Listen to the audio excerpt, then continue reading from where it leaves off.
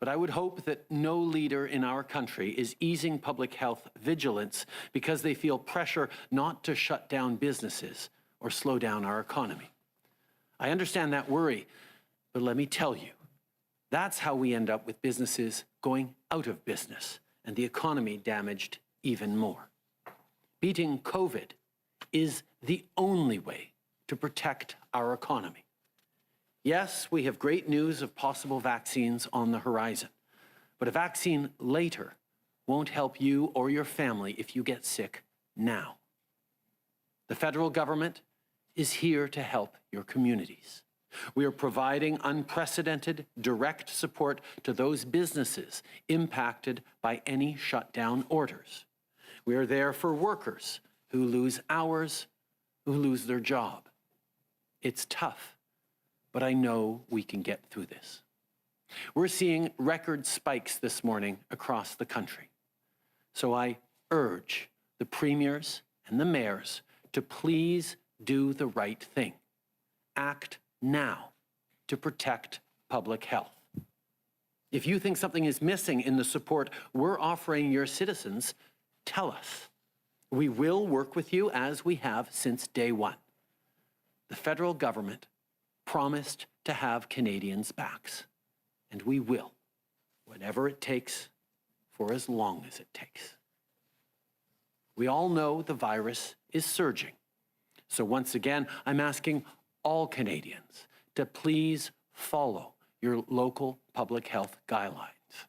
Wash your hands, wear a mask, keep a safe 2 meters distance from each other, and download the COVID Alert app. Together, we will get through this. Au cours des derniers jours, over the last few days, Canada has seen a record number of cases, and the situation is of great concern to me. The virus is spreading quickly, and that is why we must continue our efforts. So please follow the directives of your public health authorities. Wash your hands, wear a mask, and keep a safe distance of 2 meters away from others, and download the free COVID Alert app. By working together, we will get through this crisis. Job one right now is keeping people safe. So whether it's by buying more PPE or helping to ramp up testing, that's what our government is focused on.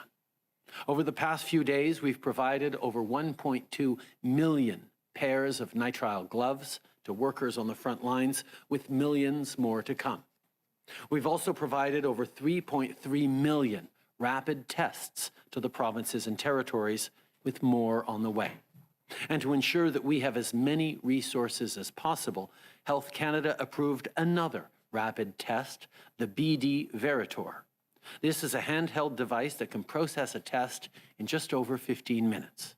Canada has a contract for 7.6 million of these tests overall, with millions arriving before the end of this year. We expect delivery to start in the next few weeks. À ce jour, nous avons fourni... Up to date, we have provided more than 3.3 rapid tests to the provinces and territories, and many more will follow. And in order to ensure our access to the broadest range of assets, Health Canada approved another rapid test, the BD Veritor.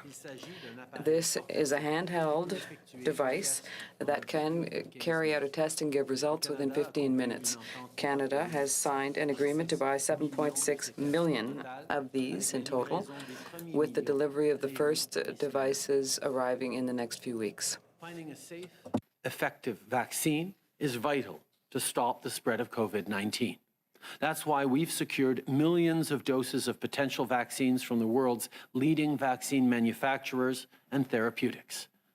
Right now, scientists and companies are working around the clock, and just yesterday we heard promising news from Pfizer and BioNTech's vaccine candidate. Canada signed a deal to secure millions of these doses back in August, adding to our diverse portfolio of potential vaccines and therapeutics.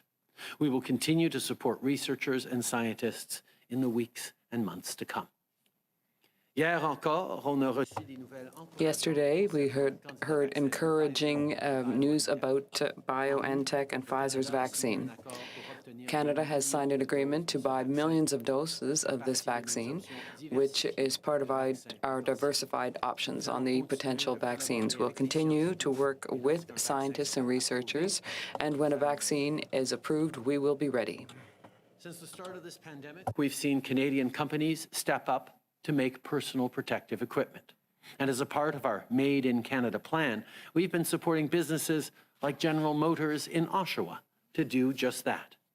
So far, they've made nearly 5 million masks for people right here at home. These masks are made by Canadians for Canadians. And the production of these essential pieces of PPE are creating good jobs.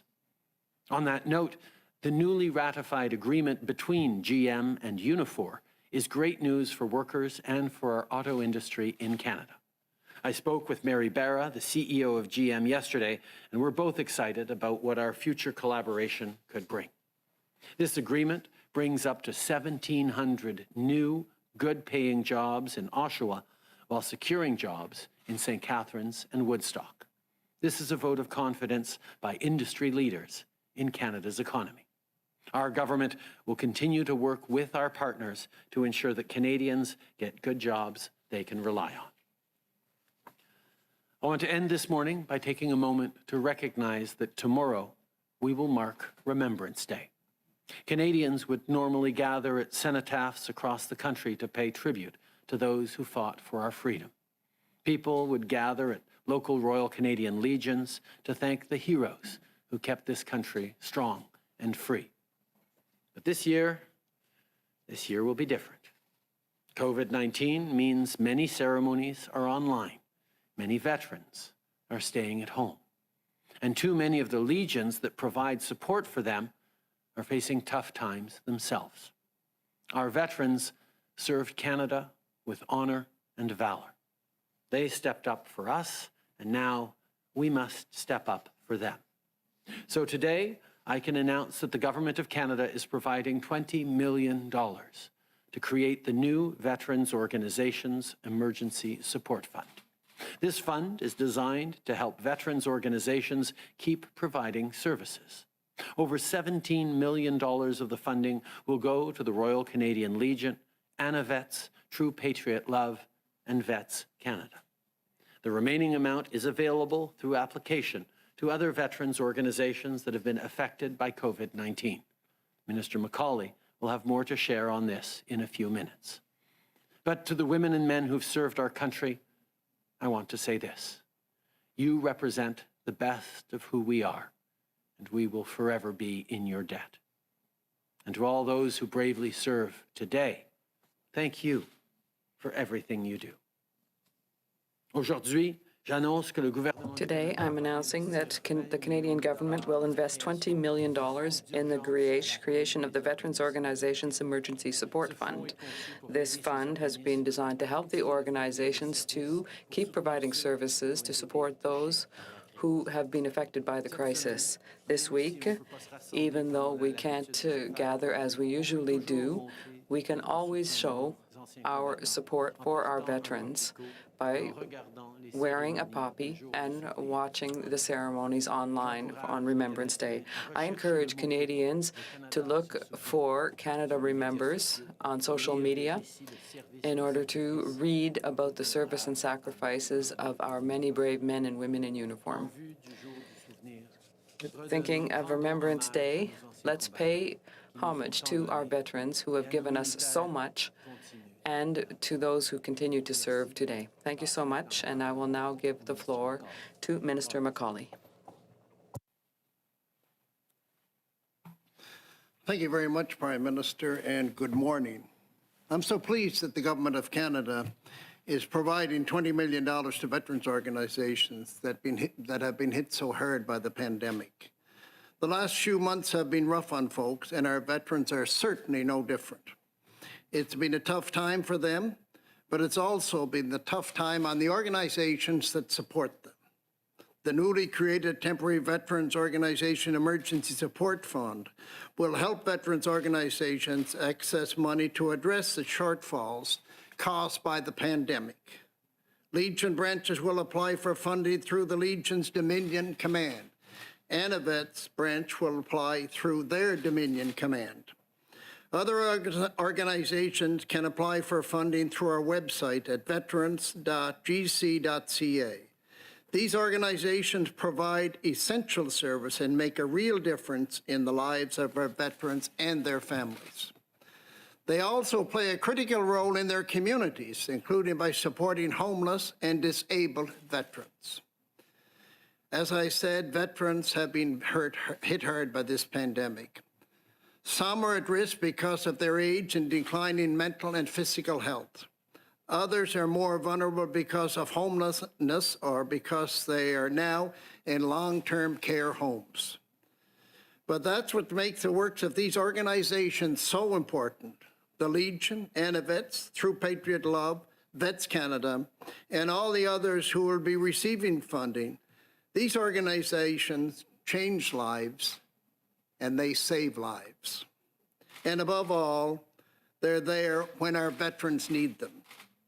The Veterans Organization Emergency Support Fund is there to make sure that we can continue to be there for them now and in the future. We owe a lot to our veterans. Their legacy is a legacy of service and sacrifice that we could all do well to remember at times like this. They were there for us, and we will continue to be there for them. Thank you.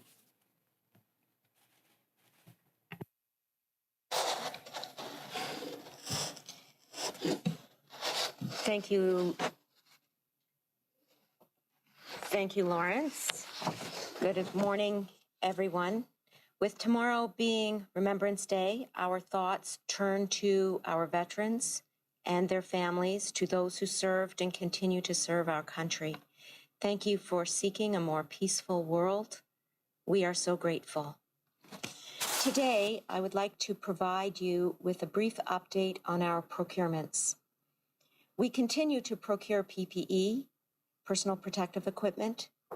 We have procured more than 2 billion items of PPE as a result of the long-term contracts that we have put in place in anticipation and preparation for a potential second wave.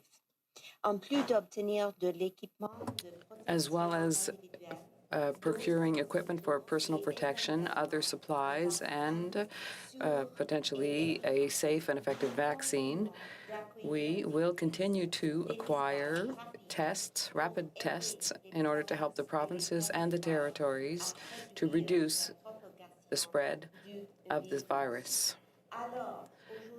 So today, Minister Hajdu and I are announcing that our government has signed an agreement with Becton Dickinson of Ontario to acquire approximately 7.6 million of these rapid antigen detection tests and 2,000 analyzers. Health Canada can provide results in as little as 15 minutes with a nasal swab. We expect to begin taking delivery of the Becton Dickinson tests later this month, at which point the Public Health Agency of Canada will deploy them to provincial and territorial counterparts to support their COVID-19 testing regimes. I would also like to provide an update on the delivery of Abbott's ID Now and PanBio tests previously announced. To date, in excess of 3 million of these rapid tests have already been delivered to the provinces and territories for use in their jurisdictions. Deliveries are continuing on a weekly basis. These tests will play an important role in helping Canada to cope with rising case numbers and will supplement the existing standardized testing regime. We are also preparing for the moment when a vaccination will be available. Public Service and Procurement Canada has launched an invitation to qualify with a view to finding one or more tests, or for suppliers rather, able to offer a comprehensive logistics solution that will allow for the physical distribution of vaccines to the provincial and territorial authorities or at the points of administration. Participated in PSPC's recent bidders conference, ranging from cargo airlines to couriers and healthcare supply companies to cold chain experts. The logistics associated with vaccine procurement and distribution are complex, especially in light of the need to transport and store vaccines at specific temperatures, which can vary depending on the vaccine itself. We are moving quickly to put these logistical arrangements to ensure that when a vaccine is ready, Canada will also be ready. In conclusion, don't forget to watch out for the safety of each and every person, and rest assured that the Canadian government will be there to support you and help you to stay healthy and safe throughout this long pandemic.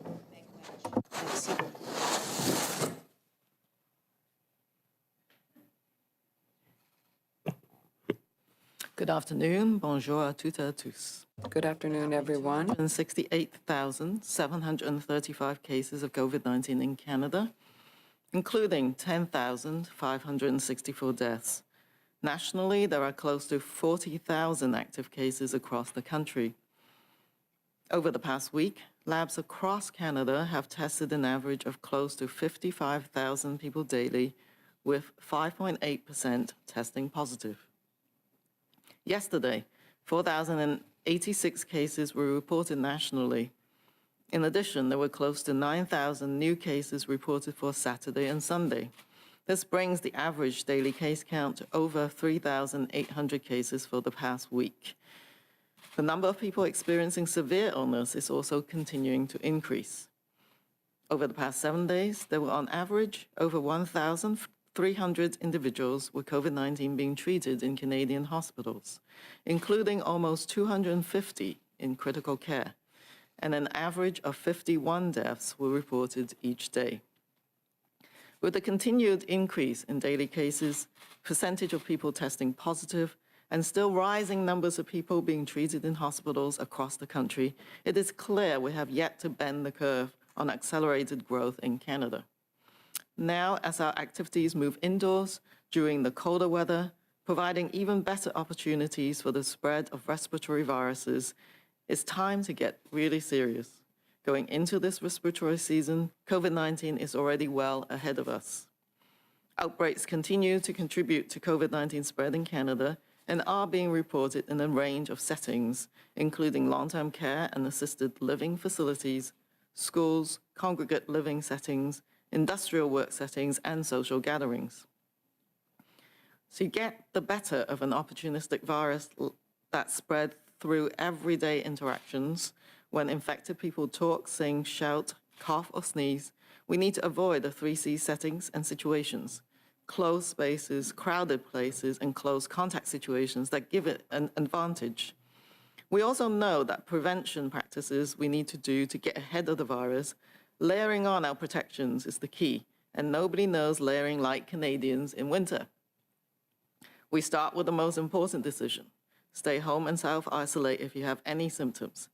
Add on an essential base layer of 2-meter physical distancing and frequent hand, cough, and surface hygiene. Finally, we top it off with a protective outer layer of a non-medical mask or face covering when in public or any indoor space where there are people from outside your immediate household. Tomorrow marks Remembrance Day, when we honor those who have served Canada in the past and present, in times of war, military conflict, and peace. While we may not be able to come physically together this year to commemorate their courage and sacrifice in person, I know we are one in holding them in our thoughts. Together, we remember, and together, we can do hard things. Thank you.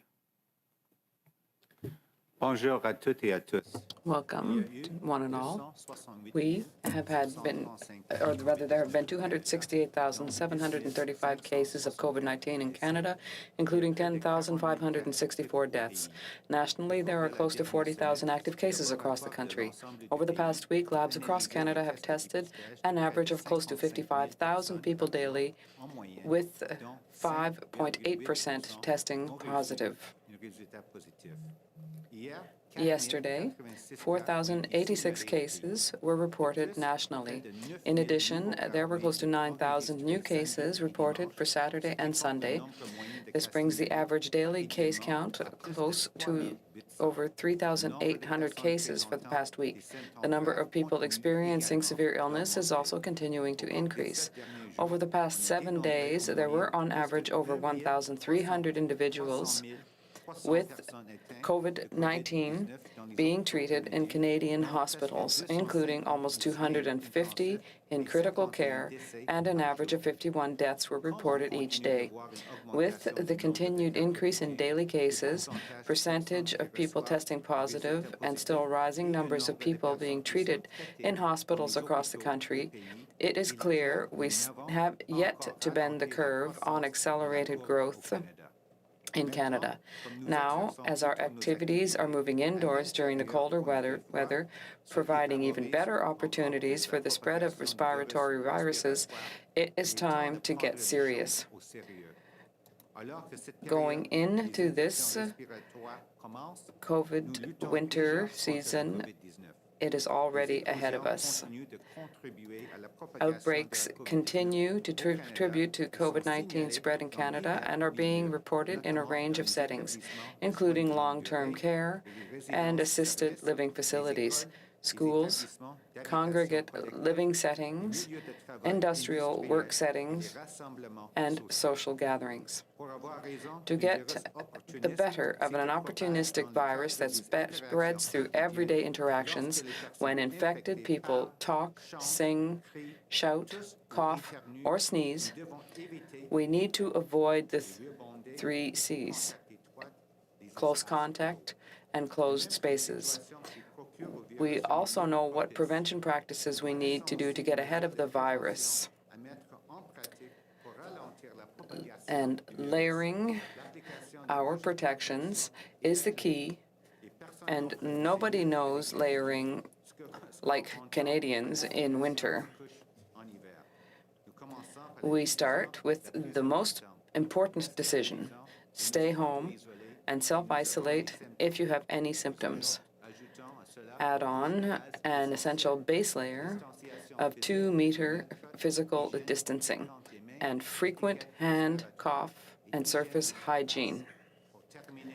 Finally, we top it off with a protective outer layer of a non-medical mask or face covering when in public or any indoor space where there are people from outside your immediate household. Tomorrow marks Remembrance Day, when we honor those who have served Canada in the past and present, in times of war, military conflict, and peace. While we may not be able to physically come together this year to commemorate their courage and sacrifice in person, I know we are one in holding them in our thoughts. Together, we remember, and together we can do hard things. Thank you. Thank you, Doctor. We'll now turn the phone for questions. After a number of questions on the phone, we'll return to the room. Operator. Thank you. Merci. Première question, Hélène Buzetti. Le devoir à vous. Question. Yes. Good afternoon, Mr. Trudeau. Today, CBC Radio-Canada is learning that Ottawa is emptying the immigrant detention centers because of COVID. So should people be afraid for their security and safety? And if the answer is no, if these people are not dangerous, why are they being held in the first place? Answer. The safety and security of everyone is always a priority for us. A decision was taken to use these alternative centers rather than the detention centers, which is always the last choice for us. Safety of everyone is always a priority for us. Detention centers from immigration detention centers are always used as a last resort, and the decision has been made by CBSA to use other facilities rather than detention centers. Une suivi, Hélène? Supplementary question. I understood that some people have been released into the community. So if we can do that because of the pandemic, why can't we do it all the time? Answer. Well, I think that one of the things that we're always thinking about during the pandemic when we're doing things differently is to think about the best way of doing things. Some things will convince us to think differently in the future. Because if we're doing something in this situation, there are systems that we will be reviewing in the months and years to come to see if we can improve them, given what we have all experienced at this point. Perfectly natural that with all the different things we're doing in less ordinary ways during this pandemic, that it gives us pause and allows us to reflect on maybe we can do things differently or better into the future. I think there's a number of things that we'll be looking at within our systems that we may make changes to. Right now, however, we're very much focused on fighting this pandemic. Merci. Prochaine question. Operator. Thank you. Merci. Prochaine question, Raymond Filion. Question. Good morning, Prime Minister. You said a few minutes ago that you ask the premiers and mayors to do the best thing in the interest of public safety. Why do you feel the need to launch that appeal today? Do you feel that there are premiers and mayors who are not taking the right steps? Do you think that they're loosening restrictions too easily? Answer. Well, we've seen that there's been a significant spike in cases across the country, and we can also see, well, we know, in fact, through our experience, that acting quickly to protect public health is the best thing to do, and also is to protect the citizens of this country as well as the economy for the months and years to come. The federal government has taken the necessary steps to be present to support workers and families as well as businesses who have to change their behaviors or even close down because of the pandemic. And so this is to give the ability to local and regional decision makers to act quickly in order to protect people's health in the full knowledge that the federal government will be there to protect the economy. We know that we have to act quickly, and this is what we encourage all provinces and regional authorities to do. I think we're seeing a significant rise in cases across the country. And we know that people are trying to balance a time where people are getting tired and frustrated by COVID-19. But we also know that the best thing to do to protect not just the health of Canadians, but the health of our economy into the medium and long term is to do what is necessary to keep people safe from COVID right now. But in order to make those decisions easier for local and provincial public health authorities, the federal government has continued to step up. We're there with direct supports for families. We're there with direct supports for workers. We're there with direct supports for businesses, including extra top-ups for businesses that are forced to close because of local public health directives. We at the federal government are making it easier for provinces to do the right thing and shut down and put in restrictions so that we can control the spread of COVID-19. We see vaccines on the horizons, but we are not there yet. We need to make it through this winter.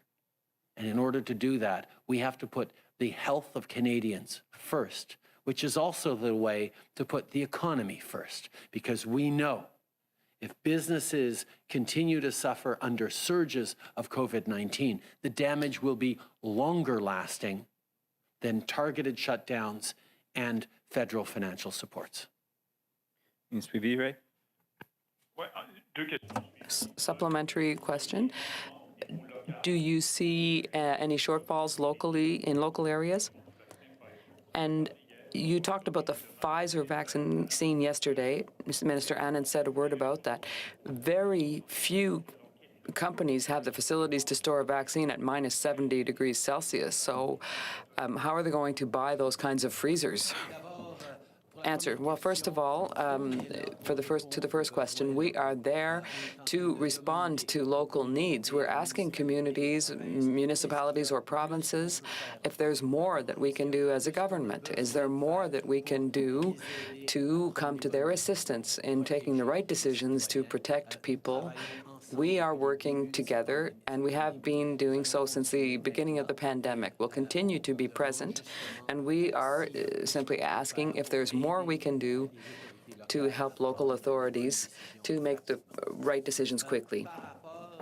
And so far as the Pfizer vaccine is concerned, indeed, the logistical requirements are complex. We have to store the vaccine at minus 70 degrees Celsius, and that is a big challenge in order of transporting and distributing the vaccine at those temperatures, and that is why we are developing a tangible plan. That's one vaccine amongst many. They don't all have that requirement, and therefore it's logical to look at the ways that we can most effectively distribute this vaccination, and we will be having conversations with the regions and provinces on the best way to ensure a rapid distribution that is effective to the people who are priority receivers of the vaccine. Thank you. Phone, please. Operator. Thank you. Merci. Next question, Ryan Tumulty, National Post, line open. Yeah, sir, you're calling on provinces and mayors to do the right thing with regards to the COVID restrictions. I'm wondering if you can define what you view as the right thing. And also, you've been hesitant. You said you won't invoke the Emergencies Act to take that decision away from them. Is there a point at which you would change that stance and have the federal government step in and impose these restrictions? From the very beginning, we have worked extremely well with the provinces and territories to ensure that Canada has had good success despite all the tragedy and loss in managing COVID-19. We are in the middle of a very concerning spike right now that is lining up with the arrival of winter as people are going to go inside, and we know that poses real challenges. Our responsibility as a federal government is to be there to support Canadians as we move forward and to directly support provinces and territories as they make the decisions that are right for their territories. But we know from watching the course of the virus around the world and in other jurisdictions that acting quickly to shut down early, to bring in restrictions when the surges start, is better than delaying and hoping that it'll go away on its own. That's why we've made those decisions easier for provinces and territories by being there with financial supports for workers, for families, for businesses that are facing tough times because of COVID. Because we all want things to get back to normal. And if businesses go under because of the COVID-19 pandemic surges, we end up worse off in the recovery. We want people to be able to hold on through this challenge. That's why we're there directly to support businesses and people right across the country. And that's why we certainly encourage the provinces to act quickly to control the spread of this virus with the measures that increasingly scientists and experts around the world are agreed are effective. Targeted shutdowns, limits where necessary. We're seeing Europe right now that went through a bit of a loosening over the summer, perhaps more than they should have, now having to bring in far more restrictions than even now we're looking at in the hardest hit parts of this country. So there is a way of acting quickly to prevent challenges further down the line. And as a federal government, we're there to support the provinces who make those decisions by directly supporting their citizens. Okay. Nous savons que d'agir We know that acting quickly avec fermeté and firmly permet certains endroits to shut down certain areas and putting on limits on others, imposing limits on others, is the best way of containing the spread of COVID-19. We've seen in Europe, for example, where they didn't shut down as quickly in the second wave, and they're now dealing with very tough restrictions. If we can avoid that by learning lessons through others and by acting quickly, it would be better, not just for people's health, but for the economy as well. And that's why the federal government has taken the decision from the outset to be there to support people directly, to support businesses and communities who need this. Nonprofits who are helping others, we have had their backs in order to help, indeed, local authorities to make the right public health decisions and also to bring in restrictions to allow us to control these outbreaks without making the economy suffer in the long term. In order to get through this pandemic and having an economy that comes back strong, we have to control the outbreaks of COVID-19 now. And that is why the federal government is there to support people who have to shut down because of public directives and orders. Yeah, so just on the other half of my question about the Emergencies Act, you said that premiers should be acting at the start of the surge, which so far they haven't done. In Ontario, we're even loosening restrictions as the surge continues. Is there a point at which you would consider invoking that act and having the federal government make those choices? I've had over 20 conversations with the First Ministers directly, 20 First Ministers meetings since the beginning of this pandemic. The issue of the Emergencies Act has come up a number of times, and I've continued to reassure them that I don't see it as being necessary right now. I know that all Canadians are united in wanting to fight this pandemic. I know that all premiers are thinking about the health of their citizens as well as they think about the health of their economy. And that's why I'm confident we're going to be able to continue to work together well and do the right things. Okay. From the beginning of this pandemic, we have had some 20 meetings with First Ministers, and we've always worked very well together. There have been discussions on the Emergencies Act in the springtime, and I assured them at that point in time, and I can continue to assure them now that I don't think we need to use that at this point in time. I think we're working very well together, and that we will continue to do so to protect Canadians, which is what we all want. Morning, Mia Rabson from the Canadian Press. I'm just curious, in your conversation with President-elect Biden this week, did you discuss the ongoing confusion or uncertainty being placed on these election results happening in the United States? And also, if you have any unfinished business with the current president that you intend to tackle before he leaves office? I had a very good conversation with President-elect Biden yesterday in which we addressed issues particularly around COVID-19, which is the great issue of our time, but a number of other issues as well. As I said from the beginning, it is not my role to be weighing in any fashion into American electoral processes. My job is to stay focused on Canadian interests and our interests around the world, and that's what I did. Good morning, Prime Minister. Tonda McCharles, Toronto Star. Could you address the vaccine distribution plan that you have and the logistical challenges that you've referenced? The U.S. has Operation Warp Speed. They've got the Army in charge. They've got a plan they're going to deliver from point A to point B. They've spent $12 billion on it already. We seem to be in contracting purgatory. We still haven't actually contracted anyone to do that. So can you speak to how you're going to do that? You want to roll out vaccines by January. How's that actually going to happen?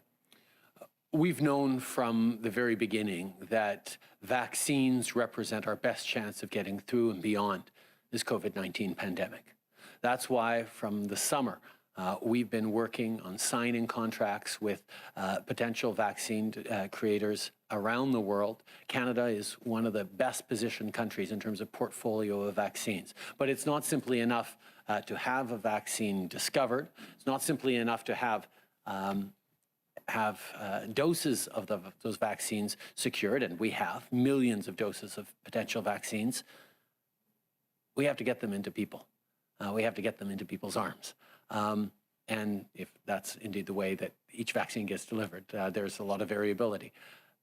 But in order to do that, we've been working since the summer on a comprehensive plan for distribution, recognizing that different vaccines will have different requirements. Some can be kept at room temperature, some need to be kept at -75, and there's a huge range of complexity around them. So the entire framework around distribution and delivery of those vaccines is very much being worked on. And I can turn to Minister Anand, and hopefully she will have a better sound connection than she had earlier to follow up on the plan for distributing these vaccines. Yes, thank you, Prime Minister. Tonda, thanks for your question. In fact, we have been engaged in the planning for the administration and distribution of vaccines for many months, alongside of our vaccine procurements. And the way I think we should think about this is that, yes, it's a very complex process, but just as we did with our procurements of PPE, we will ensure that there is an effective and efficient vaccine distribution system in place. In particular, we need to think about 4 different stages of this vaccine distribution process. First of all, the regulatory process. Ensuring that vaccines are delivered to people is going to be contingent upon Health Canada approval. We already know that Health Canada has begun a rolling review of 3 candidates, Pfizer, Moderna, and AstraZeneca. We have also invested $173 million in Medicago's development in Canada to ensure that there is a made-in-Canada solution going forward as well. The next stage, biomanufacturing, is also important. We've invested in the NML's Royal Mount facility, as you know, to bolster domestic biomanufacturing capacity, to complete fill and finish, the final step in vaccine production, which may be required for some vaccines. Our investment is going to be very important. Alongside of that are contracts for 3 fill and finish machines procured from Burnaby's Van RX, and we're looking at additional domestic options to build fill and finish capacity. The third phase, distribution, we should note that the Public Health Agency of Canada, and I'm sure Dr. Tam will have items to add afterwards, PHAC is actively engaged in agile procurement for vaccine logistics.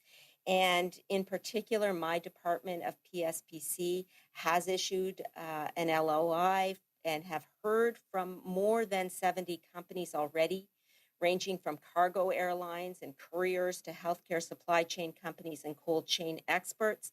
And we are working always with the provinces and the territories to ensure a seamless distribution system is established.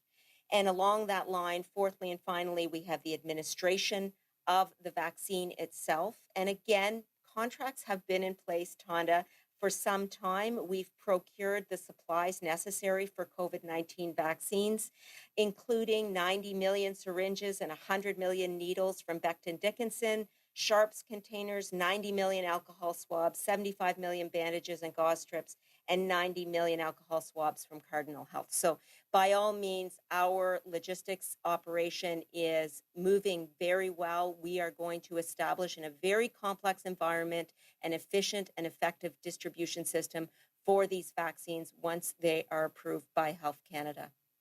Thank you.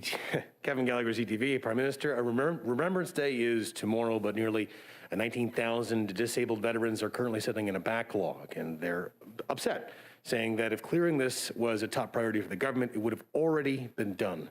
So what's taking so long? And Minister McCauley, if you'd like to weigh in as well, feel free. Since we took office over the past 5 years, we've invested more than $10 billion in new money in supporting veterans and their families. We know there is always more to do, but we have worked significantly to reduce veterans' backlogs, to reopen the 9 shuttered offices that were closed under the previous Conservative government, to be there for veterans in expanding services for their families, including mental health and PTSD investments. There is always more to do, but we will continue to stand by our veterans this week and all weeks as we recognize their service, their sacrifice, and that the country we now live in and cherish is due to so many of their efforts. Lawrence. Thank you very much. And one of the facts that's important to note is, number one, the financial aspect. There was a lot of money put in, but there's also a 90% increase in first applications to Veterans Affairs. So, of course, that increases. It's very difficult to predict what takes place because we, at Veterans Affairs, we have no control on who will apply for a disability or whatever. But we have to make sure that we have the system in place. And without a question, we did that because with the $10 billion first initial investment, and then just previously $200 million, just under $200 million to address the backload alone is so vitally important. And with that, we're changing, like if you deal with an application, everybody that's dealing with that application is in one area. It doesn't have to be sent to one area or the other. We're digitizing the files to make sure that you push a button and find as quickly as possible. All this takes time. We hired 350 new employees. They're now being educated for this specific reason. So without any doubt, it's going to take some time, but we are certainly going to address the backlog. Thank you. Hi, Prime Minister. Tom Perry with CBC. Your MP, Yasmin Ratansi, has left caucus. It came out that she hired her sister to work in her office. You had another MP, Marwan Tabara. He was forced out over criminal charges. So I'd like to get your response first in the case of Ms. Ratansi. When did you find out about it? What do you think should happen? But more broadly, do you think you've got a screening problem? Why do you have these MPs who, for one reason or another, have to leave caucus? First of all, I am deeply disappointed by the news I learned yesterday from Ms. Ratansi and how she handled the office. It is unacceptable, and I expect there to be a thorough follow-up by the House administration on this. We have an extraordinary group of MPs in the House of Commons in all parties who have dedicated themselves to serving their communities and serving their country. And we need to know that there are strong rules in place to ensure that they behave properly, and we always expect the very best of all of them in our party and in all parties, and we will continue to hold that high standard. Okay. Évidemment, j'ai été extrêmement... Obviously, I was very disappointed to learn yesterday about what Ms. Ratansi had done over several years. I know that the House of Commons will do a follow-up on what she did and will take the necessary steps. But I want people to remember that all parties in the House of Commons are made up of members who are devoted to their communities. They're devoted to their service to the country. There are rules that have to be followed. And the vast majority of these MPs follow the rules and are honorable people. And I think that they deserve that we recognize their service and devotion to their communities. It's disappointing when we have these kinds of events that tarnish the reputation of 338 MPs. Mr. Trudeau, question.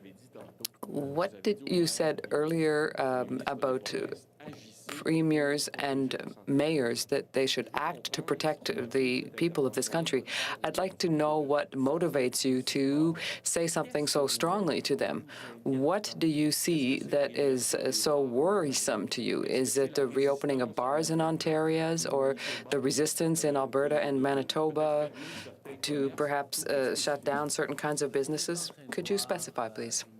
Answer. Well, we are seeing a very strong resurgence of COVID-19. We're seeing record numbers of cases in certain jurisdictions.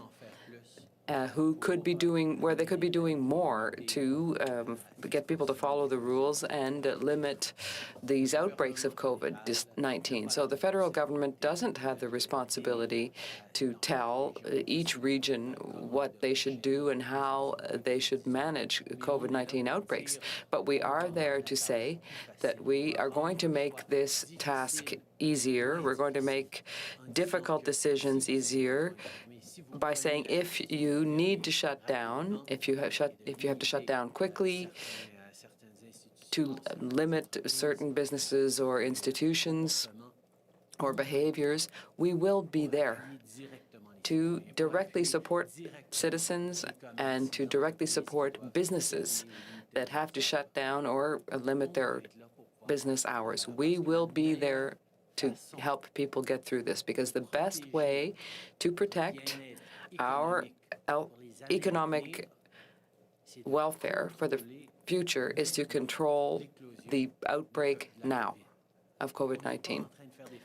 We aren't doing favors to businesses by trying to keep them open longer when we know that cases are continuing to spike.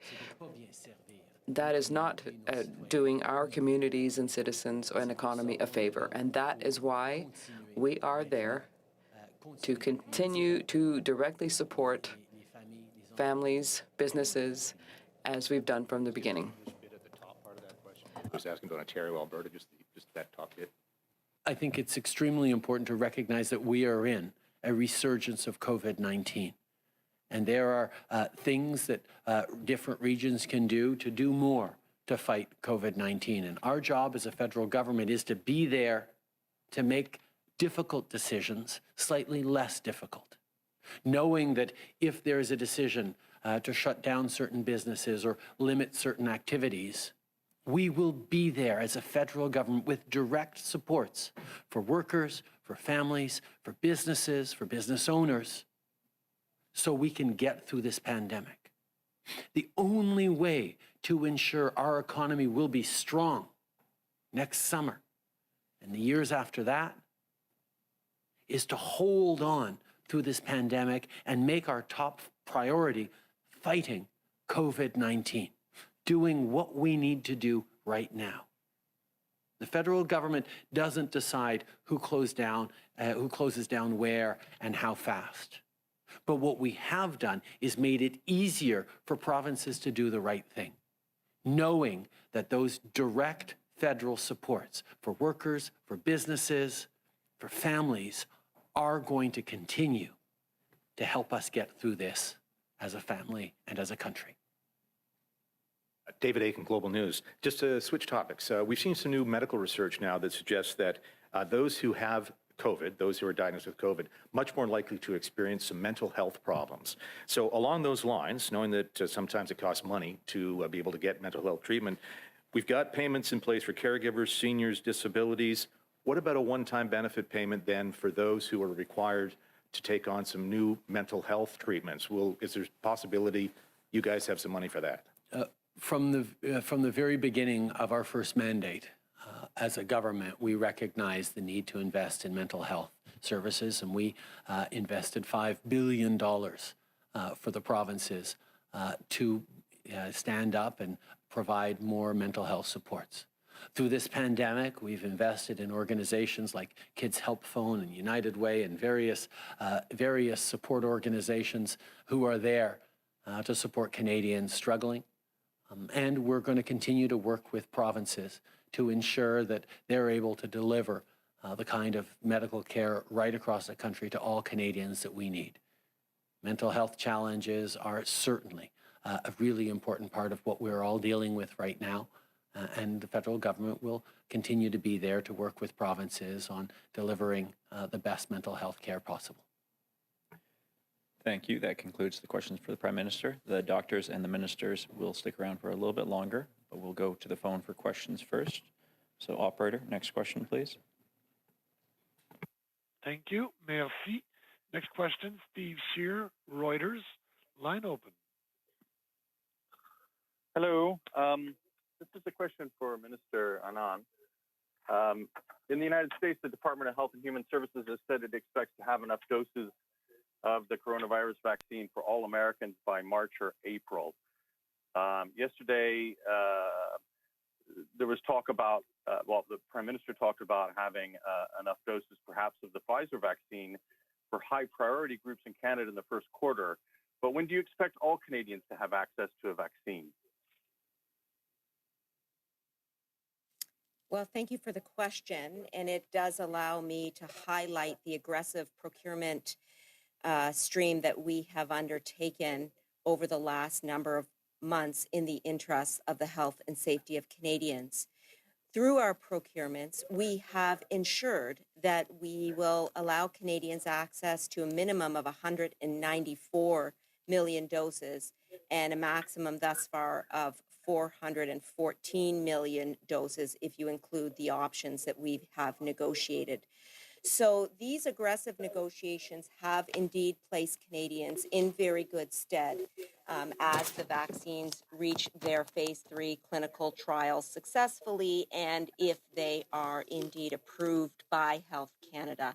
We expect deliveries in the first part of 2021, and these delivery dates are in line with the European Union, Ireland, Japan, Australia, and New Zealand, and many other countries. So basically, this is the strategy of our vaccine procurements, and as I outlined in my response to Tonda, we are also having to put in place a very complex vaccine logistics and distribution program, which is well underway and very, very focused on the efficient and the secure distribution of vaccines for Canadians, because that is our priority. That is what we will continue to work on, and we will not rest until it is finished. Follow-up, Steve? You didn't really say whether you didn't predict any sort of date for next year. Can you be any more specific as to when 38 million Canadians will have access to a vaccine? Do you have any timeline on that? So in order to provide you with the context here, we have 7 agreements in place. We have millions of doses being procured for Canadians. And with each of the suppliers, we are negotiating hard in terms of delivery dates. And so it is impossible for me to isolate one single date because of the magnitude of the number of doses under negotiation. But we are very well placed to have these vaccines into Canada, contingent on Health Canada approval, of course, in the first part of 2021. Thank you. And next question, operator. Thank you. Merci. Next question, Jolson Lynn, iPolitics, line open. Hi, Ministers. Thanks so much for taking our questions. This one's for Minister Macaulay. Few veterans have applied for the disability benefit during the pandemic. Will funding from today's announcement be used to help more veterans access government support during this time? And generally, what's being done to make it easier for veterans to access benefits during this difficult time? Thank you very much. And yes, in fact, it indirectly will, because the Legion, the Anavets, the True Patriot Love, and Vets Canada, they all work hard with veterans organizations in order to, let's say, put together applications for disability benefits. All this kind of work is done through these organizations, and that's why it's so vitally important that the organizations have the funding. That's one part of what they do, but they do many other things too, dealing with homeless and emergency situations and a lot of other things. But yes, it will help. Follow-up, Jolson? Yes. And how soon, if there's a timeline available, can we expect the backlog to significantly shrink? And what do you say to veterans who are less disappointed by your government on this? Well, yes, in fact, this process has started. The organization in the department is like groups dealing with applications. You don't have to send the application to one area to another. That has also helped, and there's been digitization. We're working on digitizing the files, and with that, In fact, it's come down slightly already, but we want to be careful. But we have 350, as I said, employees that have been hired that are trained to deal with these files. So putting all this together, we're very hopeful to have on 2022 to have. We don't expect we're going to totally eliminate the backlog because there are cases that are difficult to deal with, and we have to make sure that the veteran receives the appropriate compensation for the injury they have. But in general, by 2022, we feel that these changes and the new employees will have a major effect on the backlog. Thank you. CTV, Dr. Tam, back in August, Transport Minister Marc Garneau said that there's no evidence of novel coronavirus transmission on commercial airliners. What does the research tell us now about the risk for air passengers contracting COVID-19 on commercial flights? Yeah, so there's been very few reports, extremely rare reports actually, of transmission aboard aircrafts. And I think we are learning more and more about some of the technologies, if you like, in terms of the ventilation and the way that aircraft ventilations work is actually, the modern aircraft is actually really good in terms of air exchanges and the way that the airflow occurs in the cabin. So there has been a few reports, but actually very, very little. I think we continue to ask provinces to report to us if you've seen reports to actual positive passengers, but have not demonstrated an actual transmission on board the aircraft itself. We have not received that kind of report. But the other thing is that in that setting, there are ways in which you could put in procedures like mask wearing. People are sitting facing the same direction with seat backs, in front of them. So there are a number of reasons, perhaps, as to why we are actually not seeing the actual conveyance itself as being a main area or setting of spread. Now, if you think of someone traveling from beginning to end, it may depend on where they come from, what they did before the flight, and what they are doing afterwards. That's really important for sure in terms of reduction of risk, and which is why we still have this quarantine period for people, for example, coming in from abroad. And I just want to follow up on that with international flights. Since October 27th, 52 confirmed COVID cases have been traced back to international flights coming into Canada. So what's the resulting community spread from that, and why is it that travelers are not being mandated to quarantine at their port of entry, but rather their final destination?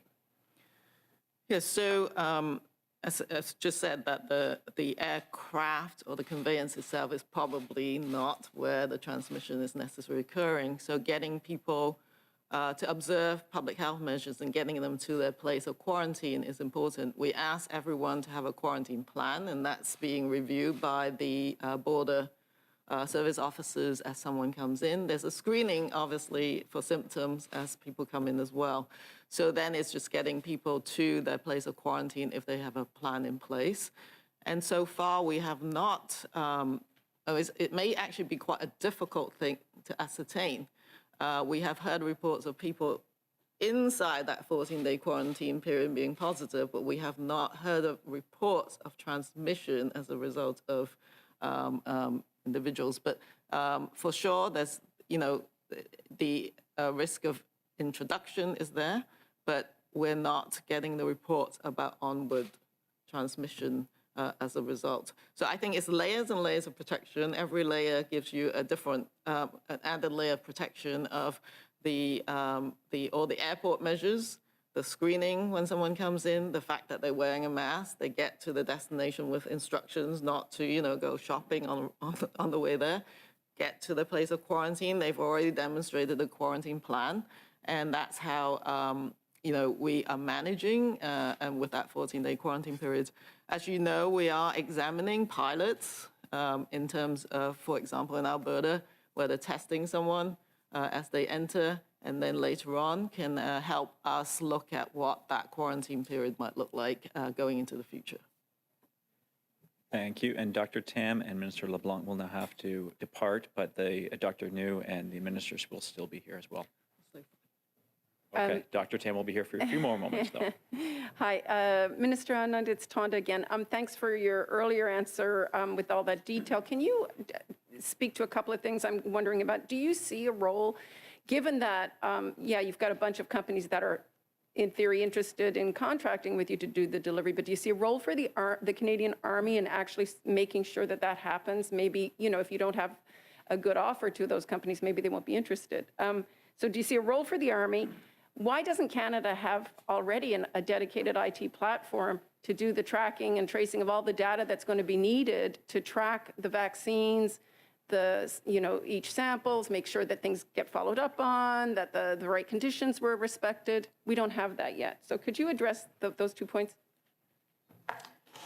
Minister Macaulay's waving at me. Sorry. Actually, on that last part of your question, I will hand it over to Dr. Tam and Dr. New after I speak to the first part of your question. I want to start by saying that the work on distribution of vaccines has been underway for months. We expect to have contracts in place for logistics service providers by the end of the month. It's an agile procurement system. We are conducting a competitive process while refining our requirements in consultation with industry experts, with public health expertise, and with provinces and territories. As we have done throughout the pandemic, we need to act together with the provinces and territories and across government to overcome the hurdles ahead of us. I will say that we are very well placed to have this complete system put in place prior to the approval of vaccines by Health Canada. It is this proactive approach which is going to stand us in good stead.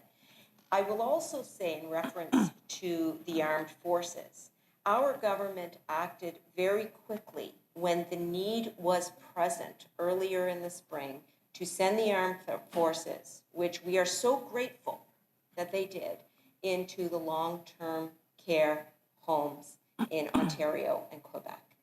This was an incredible effort by the CAF, and our government and Canadians at large are extremely grateful for this effort, especially as we approach Remembrance Day tomorrow.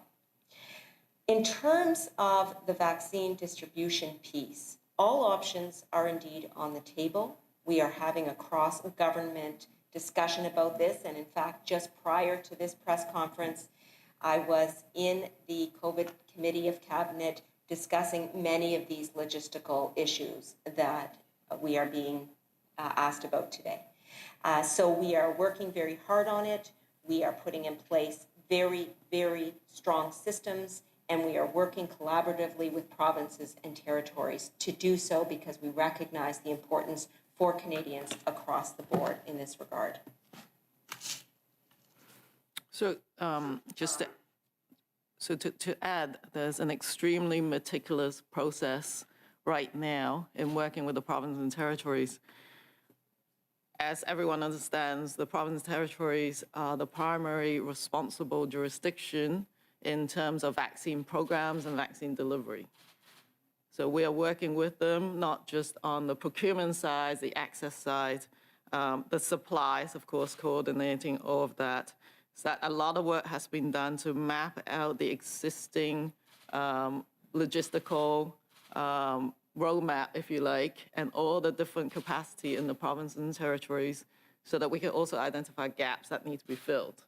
So not only is there multilateral fora, we have the Vaccine Supply Working Group, the Canadian Immunization Committee, other federal, provincial, territorial bodies that normally come together when we look at our routine immunization programs, but that we have helped map out every step and the logistical requirements.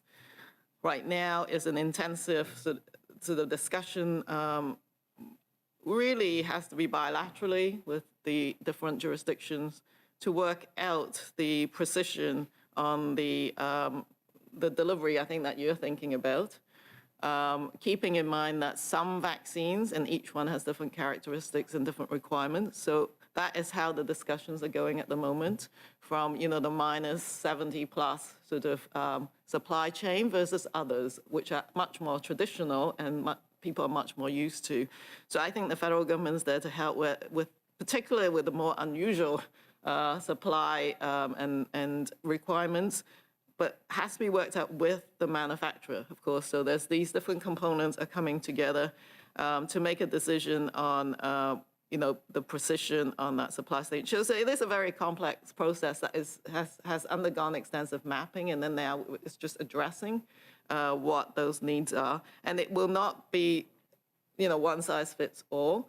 The existing distribution patterns in each of the jurisdictions are already a bit different, and so we actually have to work with those. But the full extent of the rollout approach includes not just logistics, of course, but as you say, the monitoring, not just distribution, but the coverage, who got what. You need to have 2 doses. That has to be logged so that someone gets the second dose on the right time.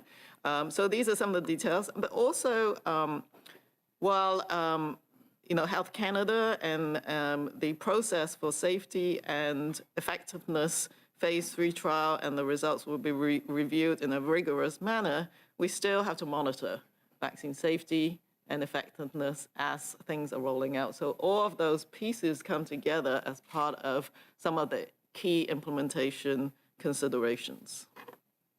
So my follow-up, I asked about whether there was an IT platform. Why don't we have an IT platform that can do all that right now? They've built a purpose-built one in the U.S. We don't seem to have that, if I'm correct. And Minister Anand, I just want to also ask, you were asked earlier by somebody about the timeline, and in your procurement documents, they reference Q2 2022 for the length of time these logistical distribution contracts would be, executed. Is that not the timeline then you're thinking for all Canadians to be vaccinated? So my 2 questions again were IT and the timeline. Well, I will speak to the timeline, and I will allow and ask the doctors to speak to the IT piece. On the timeline, Tonda, there is the requirement for Health Canada approval. And so our contracts and our distribution mechanisms are contingent on that, as we've said repeatedly. And so the timeline really revolves around that approval process. Regardless of what is in our contracts, no vaccine will be distributed until those approvals are granted by Health Canada in the interest of health and safety. And as I said, we are a government that follows the science, and that's exactly what we will do. In terms of what our procurement documents say, I'm actually very interested in your characterization because they're not uniform in terms of what is said regarding delivery timelines. And to some degree, those delivery dates are being continually negotiated as we see these companies come through phase 3 clinical trials and as the rolling review process takes place in Health Canada. So as I said, our delivery timelines are consistent with many other jurisdictions, including the European Union, Japan and New Zealand, and Australia. And we are expecting, if all goes well with Health Canada approvals, to be able to distribute vaccines in the first part of 2021. And we will continue to put in place the complex logistics system in order to make sure that those deliveries to the provinces and territories occur efficiently and effectively. Just to add that the transfer of information is part of that rollout plan that has to be discussed with provinces and territories, and it's part of the intense implementation planning that is being done. But, obviously, there has to be a balance because you can't sort of putting up entirely new IT platforms in the middle of an emergency has pros and cons. So we really do need to understand the extent to which those requirements are. And so those types of requirements are being mapped out as well, including the IT requirements. As Minister Nan has said, I think from a public health perspective, we have to plan with certain scenario as though we're going to get vaccine from a certain point in time so that you can be ready. It's possible those timelines will move, for sure, depending on clinical trial results and many other factors along the way in between the clinical trial itself and getting the vaccine actually on the ground. Lots of things can shift, and we have to be able to flexibly shift with that. But I think from a planning perspective, we setting ourselves up so that public health authorities will be able to, in sort of optimistic timelines, look at some of the deliveries being done in the beginning, sort of quarter one of 2021.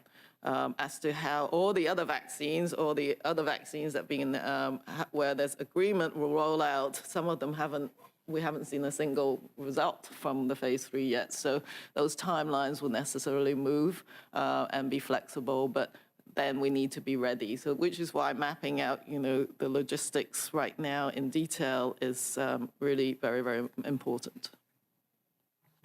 Thank you. That concludes today's press conference. And we've been listening to the coronavirus update from Ottawa right now. The Prime Minister taking part today. A lot of the end discussion there around a rollout of any vaccine. But before that, the Prime Minister announcing millions of dollars to help First Nations in Manitoba, also urging provincial and local officials to not give up the fight, to remain vigilant. I want to bring in Janice McGregor in Ottawa, who is listening in on that. Janice, not a lot of time before the top of the clock, but what did you make of the Prime Minister essentially